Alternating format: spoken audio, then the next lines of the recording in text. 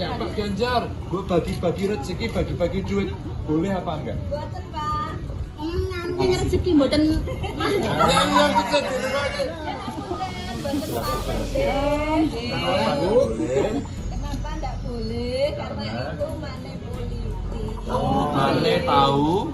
Ya. Sekarang nggih. Lagi apa? Lagi apa? Bagi Arto. Panpas mundi ya, panpas ya. Panpas.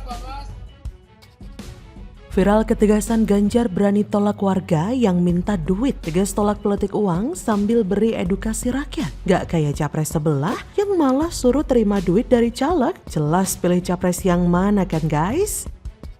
KPK aja merasa geli dengan ucapan Prabowo. KPK semprot Prabowo yang ucapannya dinilai menyesatkan. KPK bilang bagi-bagi uang dalam serangan Fajar akan merusak demokrasi. Pejabat yang menyebar dana lebih berpotensi melakukan korupsi. Orang-orang yang menyeberang ke Prabowo dari kelompok manapun yang kemudian bergabung ke Prabowo itu di luar urusan koalisi ini, di luar urusan koalisi partai ini, orang per orang yang berdatangan itu urusannya itu uang. Kelihatannya tidak menjadi masalah bagi Prabowo, bahkan makin terang-terangan. Ada dua jalur, ini jalur si ini, jalur si ini. Itu dua-duanya cara mendapatkan duit dari Prabowo. Mungkin pilihan saya satu-satunya adalah Ganjar Pranowo. Karena selain dia punya rekam jejak yang bagus dalam melawan radikalisme, dia juga dekat dengan rakyat kecil dan menjadi bagian dari kita semua. Lagian, sekali lagi, saya tidak mencari pengganti Jokowi. Saya hanya mencari siapa penerus Jokowi. Halo, selamat datang di channel Redaksi Jurnal bersama JJ. Seperti dilansir dari laman Antara, Capres RI Ganjar Pranowo sempat diminta untuk berbagi rezeki oleh seseorang warga yang berada di Dusun Gunung Bakal, Desa Sumber Arum, Magelang, Jawa Tengah. Awalnya, warga tersebut menanyakan apakah Ganjar tidak berbagi uang kepada masyarakat. Kata warga kepada Ganjar, tidak bagi-bagi toh Pak. Ganjar bertanya, bagi apa? Warga membalas, bagi-bagi uang, bagi-bagi rezeki toh maksudnya. Mendengar hal itu, Ganjar lantas memanggil Panitia Pengawasan Pemilu atau Panwaslu yang mengawasi dirinya berkampanye di Magelang. Mantan Gubernur Jateng itu lantas bertanya langsung kepada sang Panwaslu, apakah dirinya boleh membagikan uang kepada masyarakat di saat berkampanye. Ganjar bertanya kepada Panwaslu tersebut, Panwas, ini ada pertanyaan, Pak Ganjar bagi-bagi rezeki, bagi-bagi duit boleh tidak? Panwaslu tersebut menegaskan bahwa bagi-bagi uang tidak diperbolehkan. Boten ya Pak? Warga tersebut lantas menanyakan alasan tidak boleh bagi-bagi uang. Panwaslu pun mengatakan bahwa bagi-bagi uang merupakan money politik atau politik uang. Kenapa tidak boleh? Ya karena itu money politik, Bu. Adapun politik uang adalah sesuatu bentuk pemberian atau janji menyuap seseorang baik supaya orang itu tidak menjalankan haknya untuk memilih ataupun supaya yang bersangkutan menjalankan haknya dengan cara tertentu pada saat pemilu. Pembelian bisa menggunakan uang atau barang. Ganjar menjelaskan kepada warga tersebut mengenai arti money politik. Ganjar berkata, tahu, money itu duit. Money politik artinya politik uang, artinya tidak boleh. Nah, setelah mengetahui penjelasan dari Ganjar mengenai politik uang, warga tersebut mengurungkan niatnya. Mereka pun akhirnya bersalaman. Nah, sudah betul apa yang dilakukan oleh Ganjar Pranowo ini. Menegakkan undang-undang dan konstitusi, tidak melanggar aturan demi suara pemilihnya. Sentimen positif kepada Ganjar sangatlah tinggi, sehingga membuat mereka-mereka yang melakukan politik uang sampai katanya keluar uang 400 triliun rupiah untuk kampanye harus ketar-ketir karena memang rakyat tidak pernah berpihak kepada mereka. Rakyat Indonesia sudah cerdas dan kita harus melihat bagaimana negara ini seharusnya membela orang-orang yang cerdas dan yang tulus seperti Ganjar dan Mahfud yang memiliki keahlian di dalam hukum sehingga mereka tidak bisa menjadi orang yang mengkhianati rakyat seperti yang dilakukan oleh pasangan lainnya.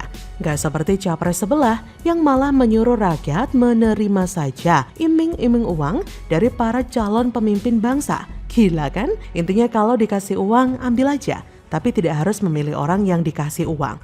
Aduh, capres gemoy sebelah itu kayaknya punya prinsip rejeki kok ditolak.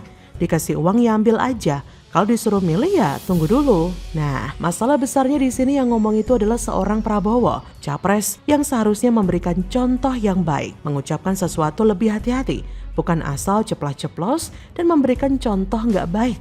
Masa menganjurkan orang terima uang dengan dalih itu uang rakyat? Itu uang rakyat, tapi kalau orangnya menang dia bakal cari cara untuk balik modal. Dan itu makan uang rakyat juga kan? Harusnya Prabowo itu berikan edukasi tentang bahaya politik uang dan tegas memberikan peringatan pada mereka yang berencana pakai serangan fajar untuk menang. KPK aja merasa geli dengan ucapan Prabowo. KPK semprot Prabowo yang ucapannya dinilai menyesatkan. KPK bilang bagi-bagi uang dalam serangan fajar akan merusak demokrasi. Pejabat yang menyebar dana lebih berpotensi melakukan korupsi. Dari hasil kajian dan beberapa perkara yang ditangani KPK, motifnya itu sama, untuk balikan modal yang sudah dikeluarkan. Ini mudah dipahami kok. Misalnya saya jadi caleg, saya sogok masyarakat, saya kasih uang, barang atau apapun. Dan kalau saya menang, saya harus balik modal dong. Itu adalah pengeluaran semasa kampanye yang harus dimasukkan sebagai investasi awal. Kalau nanti menang harus masuk kantong lagi. Mana ada yang gratis di dunia ini, Ferguson?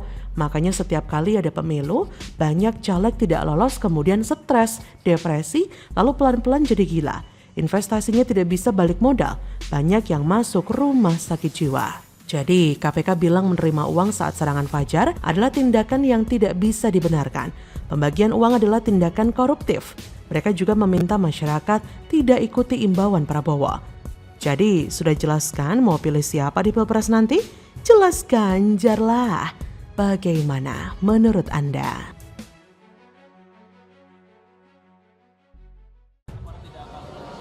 Ya, saya akan tunjukkan bahwa saya netral dan menjaga netralitas. Seperti halnya Pak Prabowo, Mas Menhan, saya Menko Polhukam.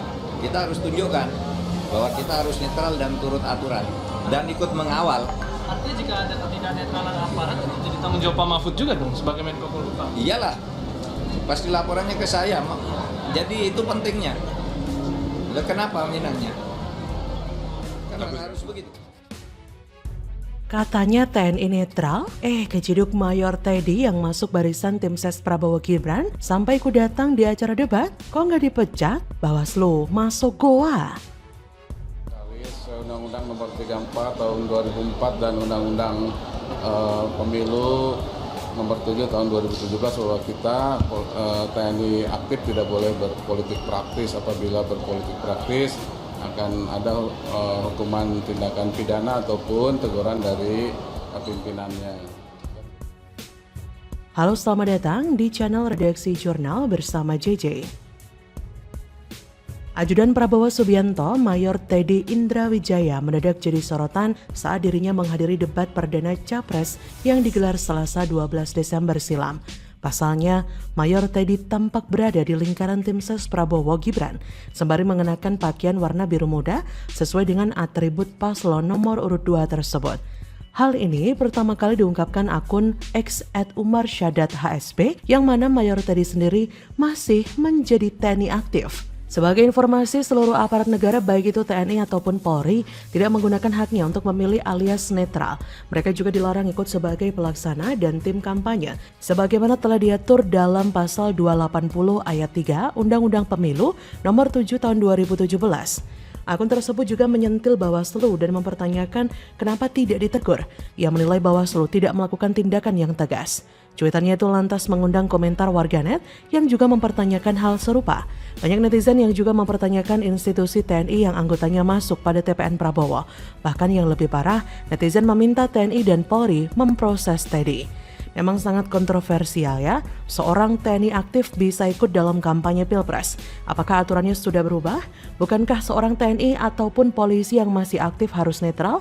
Kalau memang Mayor Teddy Indrawijaya masih aktif, harusnya memakai baju TNI, bukan pakai baju yang seragam dengan anggota partai di sana. Politik yang kubu Prabowo mainkan memang busuk, merampas aturan menjadi permainan kontestasi.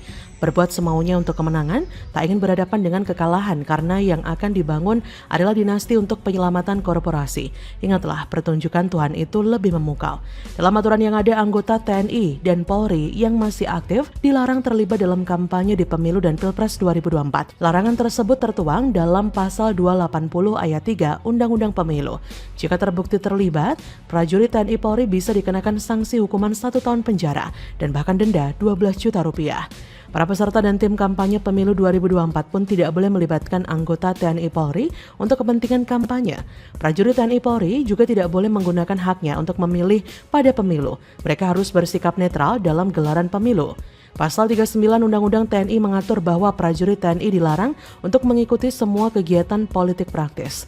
Sementara Pasal 28 Undang-Undang Kepolisian RI mengatur bahwa personel kepolisian harus bersikap netral dalam kehidupan politik dan tidak melibatkan diri pada kegiatan politik praktis.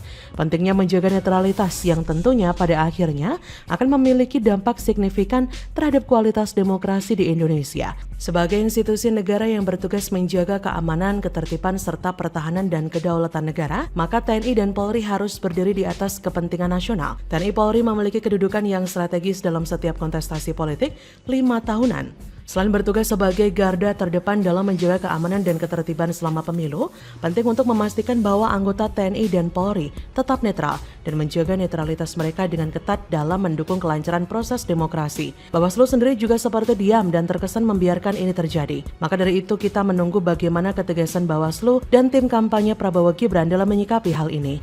Bagaimana menurut Anda?